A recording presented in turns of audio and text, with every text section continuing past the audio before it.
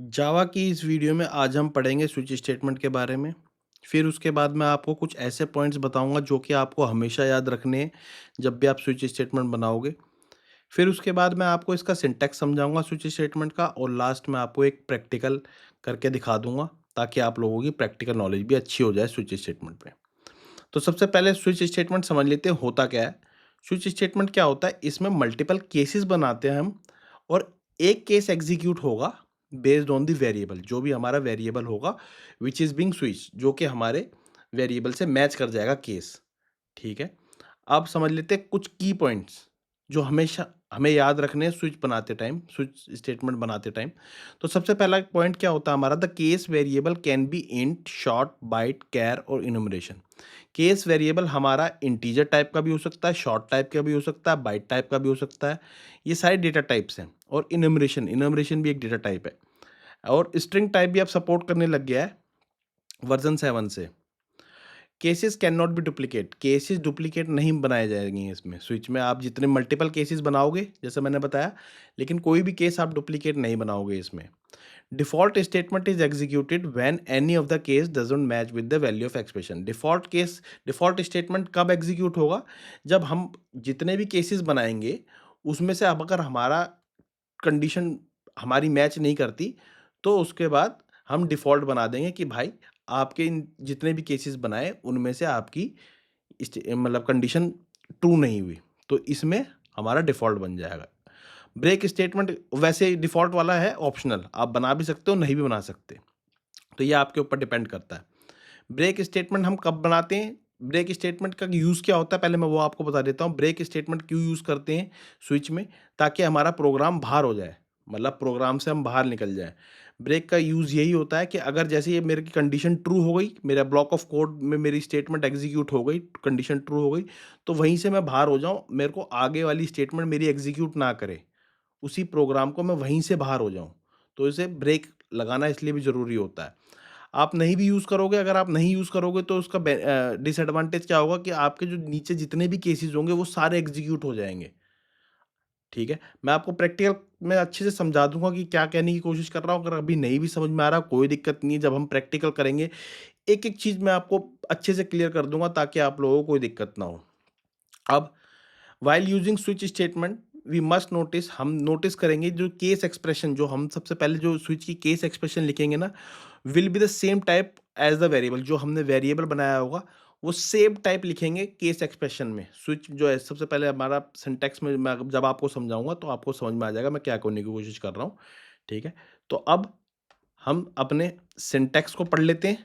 Syntax क्या होता है, तो सबसे पहले हम लिखेंगे स्विच।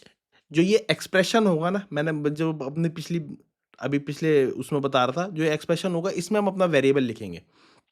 ठीक है।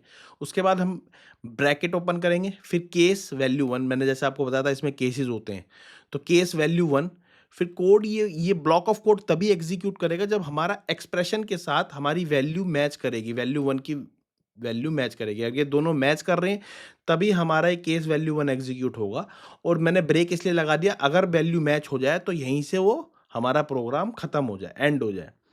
अब केस वैल्यू, अगर मेरी केस वैल्यू 1 में मेरा एक्सप्रेशन के साथ मैच नहीं हो रहा, तो फिर क्या आ जाएगा, केस वैल्यू 2 में जाएगा मेरा। केस वैल्यू 2 कब एग्जीक्यूट होगा, जब एक्सप्रेशन के साथ मेरी वैल्यू 2 की जो भी मैंने वैल्यू 2 दे रखा है वो मैच कर जाए। अगर मैच नहीं करता तो ऐसे हम एन नंबर ऑफ केसेस बना सकते हैं। N number of cases, value 2, value 3, value 4, ऐसे हम एन नंबर ऑफ केसेस बना सकते हैं, इसमें कोई लिमिटेशन नहीं है। और लास्ट में हम एक डिफ़ॉल्ट बना देते हैं कि अगर किसी में भी मैच नहीं करता तो वो डिफ़ॉल्ट में चला जाएगा और कोड, डिफ़ॉल्ट वाला कोड एग्जीक्यूट कर जाएगा। तो सिंपल है सिंटैक्स, कोई दिक्कत वाली बात तो होनी नहीं चाहिए। अब एग्जांपल समझ लेते हैं स्विच स्टेटमेंट का। तो सबसे पहले मैंने क्या किया है, वेरिएबल डिक्लेयर कर लिया। उसमें मैंने क्या करा है, declaring a variable for switch expression, मैंने वेरिएबल डिक्लेयर कर रहा हूँ फॉर स्विच एक्सप्रेशन के लिए। Int number is equal to में 20, मैंने जो नंबर नाम का वेरिएबल बनाया है उसमें 20 स्टोर करा लिया। और फिर स्विच एक्सप्रेशन में क्या करेंगे हम, सबसे मैंने आपको सिंटैक्स बताया था, सबसे पहले हम स्विच लिखेंगे, उसके बाद उसी में मैंने वेरिएबल स्टोर कराऊंगा। तो मैंने यहाँ पर वेरिएबल स्टोर करा दिया नंबर नाम से। उसके बाद मैं ब्रैकेट ओपन करूंगा, उसके बाद मैंने यहाँ पर केस स्टेटमेंट्स लिखने चालू कर दिए, बाय वन अपनी केस लिखना चालू कर दूंगा। जैसे कि अगर आप इस एग्जांपल को देखो तो मैंने क्या लिखा हुआ है, सबसे पहले केस 10, फिर सिस्टम डॉट केस 10 के बाद मैंने लिख दिया system dot out dot println, मेरे को प्रिंट करके दे दे 10। लेकिन अभी हमारा क्या है केस, अगर आप नंबर में देखो वैल्यू क्या है हमारी 20, तो ये इससे मैच नहीं कर रहा, तो अभी इस वाले को तो स्टेटमेंट को एग्जीक्यूट नहीं करेगा। इसके बाद मैंने केस 20 लिखा, उसके बाद मैंने प्रिंट स्टेटमेंट दे दी, उसमें 20 लिख दिया और वहीं से ब्रेक ब्रेक स्टेटमेंट दे दी। ब्रेक स्टेटमेंट क्या होती है मैंने आपको बता ही दिया, कि प्रोग्राम हमारा वहीं से बाहर हो जाए, जैसे ही इसको मिल जाए, तो केस 20 में इसको मिल जाएगा और ये हमारा प्रोग्राम यहीं से ब्रेक कर जाएगा, तो केस 30 की तरफ ये जाएगा ही नहीं। लेकिन फिर भी मैंने सारे केसेस बना रखे हैं। केस 30 में लिख रखा है system dot out dot println, मैंने प्रिंट स्टेटमेंट दे रखी है 30 और फिर ब्रेक लिखा हुआ है। और एक डिफ़ॉल्ट केस बनाया हुआ है, अगर किसी में भी मेरे नंबर नहीं मिलता है तो मैंने प्रिंट स्टेटमेंट दे रखी है नॉट इन 10, 20 और 30। तो सिंपल है। अब मैं आपको इसका प्रोग्राम भी करके समझा देता हूँ, ताकि आप लोगों को और अच्छे से समझ में आ जाए कि मैं क्या कहने की कोशिश कर रहा हूँ, कैसे कहने की कोशिश कर रहा हूँ। तो सबसे पहले मैं सेम प्रोग्राम बना रहा हूँ आपके लिए। सबसे पहले मैंने नंबर लिख दिया, नंबर में मैंने स्टोर करा दिया 20, ठीक है। उसके बाद मैंने क्या करना है, सिंटैक्स लिखना है अपना, स्विच, स्विच लिखूंगा। उसके बाद एक्सप्रेशन, एक्सप्रेशन में मैंने आपको क्या बताया था, वेरिएबल लिखेंगे। ये वेरिएबल लिखा, नंबर, उसके बाद ब्रैकेट ओपन होगा, ये स्विच का ब्रैकेट ओपन हो रहा है, ये ध्यान से देखना है, स्विच का ब्रैकेट ओपन हुआ है और स्विच का ब्रैकेट क्लोज हो गया। और इसमें अब हम केस बाय केस बनाते जाएंगे, केस वैल्यू, केस, केस जब भी बनाना आप देखो इसमें रेड साइन आ गया, क्यों आया है, क्योंकि केस को आप अपर केस में नहीं लिखोगे, अपर मतलब कैपिटल लेटर में नहीं लिखोगे आप। केस वैल्यू 1, ओ सॉरी 10, और इज इक्वल टू नहीं लगाना इसमें, हमेशा आपको ये लगा, ओ सॉरी, यहाँ पर आपको ये कर दिया, केस लिखना है यहाँ पे, ठीक है, वैल्यू 10, और मैंने यहाँ पर प्रिंट करा लिया अपना 10 नंबर, ठीक है। इसी तरीके से मैं मल्टीपल केसेस बना सकता हूँ।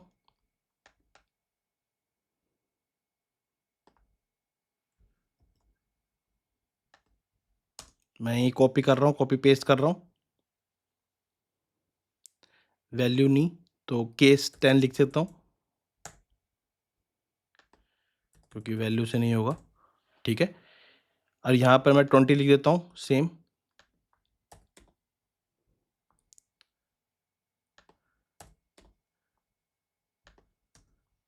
इसके बाद मैं सेम कोड को कॉपी पेस्ट मार रहा हूँ, वैल्यू नहीं आएगा यहाँ पे क्योंकि वैल्यू तो मैंने दे दी, ठीक है। 30 हो गया, वैल्यू दे रहा हूँ मैं ये,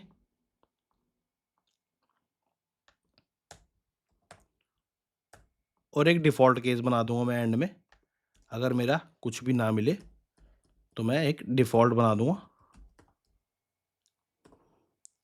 डिफ़ॉल्ट बनाया, उसमें मैंने क्या प्रिंट करा दिया, उसमें मैंने प्रिंट करा दूंगा number is not in the range of 10, 20 and 30, ठीक है। ये सिंपल मेरा प्रोग्राम बन गया।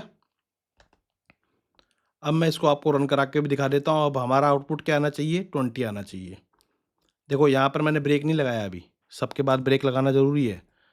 अगर मैं ब्रेक नहीं लगाता तो वो भी क्या होगा, वो भी मैं आपको इसी केस में अभी आपको समझाऊंगा। सबके बाद ब्रेक लगाना ज़रूरी था, जो कि मैंने ब्रेक लगाना भूल गया, जो कि लगाना चाहिए। और अगर नहीं लगाते हैं तो उसके बाद क्या होता है वो भी मैं आपको दिखा दूंगा। और यहाँ पर भी डिफ़ॉल्ट के बाद भी मैं नहीं भी लगाओ तो कोई दिक्कत नहीं है इसमें तो खैर, क्योंकि तो लास्ट में, तो ये देखते हैं अब मेरा प्रिंट होकर आना चाहिए 20, आउटपुट में मेरे को 20 आना चाहिए। तो ये देखो 20 आ गया, ब्रेक कर गया। अगर मैं यहाँ पर ब्रेक नहीं लगाता तो अब क्या आता, देखो अब आउटपुट क्या आता, अगर मैंने अब ये ब्रेक नहीं लगाया तो अब देखो क्या आउटपुट आता। मैं यहाँ से ब्रेक हटा देता हूँ ताकि आप लोगों को समझ में आ जाए कि ब्रेक का क्या काम होता है। तो ये देखो, ब्रेक नहीं लगाया तो क्या प्रिंट हो रहा है हमारे पास, 20 और 30। और ये क्यों प्रिंट हुआ, क्योंकि मैंने ब्रेक नहीं लगाया, तो इसके बाद ये यहाँ पर ब्रेक, क्योंकि यहाँ पर ब्रेक दे रखा है, तो ये यहाँ से ब्रेक हो गया, इसके बाद वाला स्टेटमेंट भी एग्जीक्यूट हो गई। तो वही मैंने आपको बताया था की पॉइंट्स में कि आपको ये चीज़ रिमेंबर याद रखनी है कि अगर मैं ब्रेक नहीं लगाऊंगा तो उसके नेक्स्ट वाली स्टेटमेंट जो भी हमने लिखी हुई है वो भी एग्जीक्यूट कर जाएगी।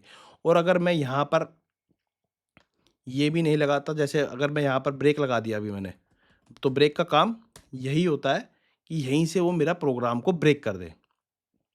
ठीक है, तो अब ये 20 प्रिंट कर देगा। अब अगर मैं यहाँ पर 10 लिख देता हूँ, तो ये क्या प्रिंट करके देगा मुझे, ये मुझे 10 प्रिंट करके दे देगा, केस 10 में एंटर कर जाएगा। तो ये देखो, अब 10 प्रिंट करके दे देगा सिंपली, क्योंकि यहाँ पर मैंने ब्रेक भी लगा रखा है, तो 10 प्रिंट करके देना चाहिए मुझे। तो वो कर दिया 10 प्रिंट इसने। तो ये वर्किंग कैसे कर रहा है, मैं आपको उसकी थोड़ी सी वर्किंग भी बता देता हूँ। जैसे ऊपर 10 है, नंबर 10 है, तो ये सबसे पहले यहाँ पर नंबर में क्या आ गया, स्विच में क्या आ गया, यहाँ पे मैं आपको उसका ड्राई रन करके ही बता देता हूँ, ताकि आप लोगों को ना और अच्छे से समझ में आ जाए कि बिहाइंड द सीन चल क्या रहा है। नंबर में यहाँ पर नंबर स्टोर 10 हो गया, फिर यहाँ पर केस 10 लिखा हुआ है, तो ये चेक करेगा क्या ये 10 जो नंबर है मेरा, क्या ये केस 10 के साथ मैच कर रहा है, बिल्कुल मैच कर रहा है। जैसे ही मैच करेगा तो ये प्रिंट स्टेटमेंट एग्जीक्यूट हो जाएगी। मान लो अगर मैंने 20 लिखा होता, तो वो कैसे काम कर रहा था, यहाँ पर नंबर में 20 आ जाएगा, यहाँ पर भी नंबर में 20 आ जाएगा। ठीक है, और यहाँ पर फिर वो चेक करता कि क्या 20 है, 20 जैसे ही मैच करता वो यहीं पर ये प्रिंट करके आके दे देता, और हमारा ब्रेक कैसे काम करता है, इस प्रोग्राम को यहीं से ब्रेक कर देता, यहीं से बाहर चले जाते हैं। तो कुछ इस तरीके से इसकी वर्किंग चल रही है। अगर अगर मैं जैसे यहाँ पर लिख देता हूँ, अब 40 नंबर लिख देता हूँ, 40 या 400 भी लिख दिया, कोई दिक्कत नहीं है उसमें भी। अगर मैंने 40 लिख दिया, तो अब देखो क्या प्रिंट होके आएगा। अब हमारे क्योंकि किसी भी केस से इसकी वैल्यू मैच नहीं कर रही, मैं आपको ड्राई रन करके बता देता हूँ। सबसे पहले यहाँ पर 40 का आएगा, अभी आपको रन करके भी दिखाऊंगा, लेकिन मैं आपको बता रहा हूँ कि ये कैसे हो रहा है, इसकी वर्किंग। यहाँ पर 40 चेक करेगा, यहाँ पर भी 40 चेक करेगा, सारी कंडीशन फॉल्स हो गई, ये भी कंडीशन फॉल्स, ये भी कंडीशन फॉल्स, ये वाली कंडीशन भी फॉल्स।